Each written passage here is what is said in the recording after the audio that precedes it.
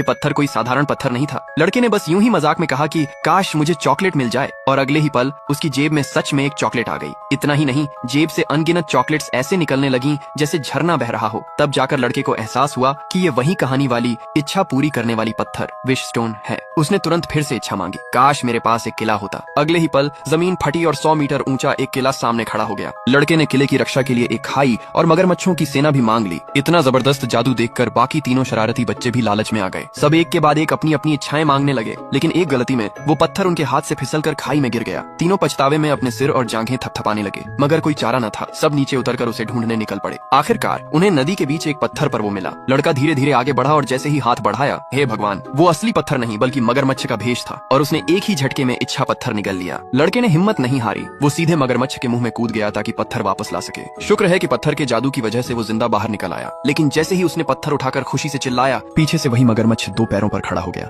क्योंकि उसने भी अभी अभी एक इच्छा मांगी थी। तीनों बच्चे डर के मारे वहाँ से भागे, पर मगरमच्छ पीछे पीछे दौड़ पड़ा। घबराकर लड़के ने इच्छा मांगी, एक पंखों वाला डायनासोर आ जाए। तुरंत एक वायवर्ण पंखों वाला ड्रैगन नीचे झपटा, तीनों को पकड़कर किले की छत पर ले गया। उन्हें लगा अब तो बच गए, लेकिन तभी देखा नीचे से मगरमच्छ दीवारें चढ़ रहे थे। अब सच में जान पर बन आई थी। लड़के ने तुरंत कहा, तेज से तेज आंधी आ जाए, और अगले ही पल 10वें स्तर की राक्षसी आंधी चली, जिसने सारे मगरमच्छों को उड़ा दिया। अब सवाल ये है, अगर यह इच्छा पत्थर विश स्टोन तुम्हारे हाथ में होता तो तुम कौन सी इच्छा मांग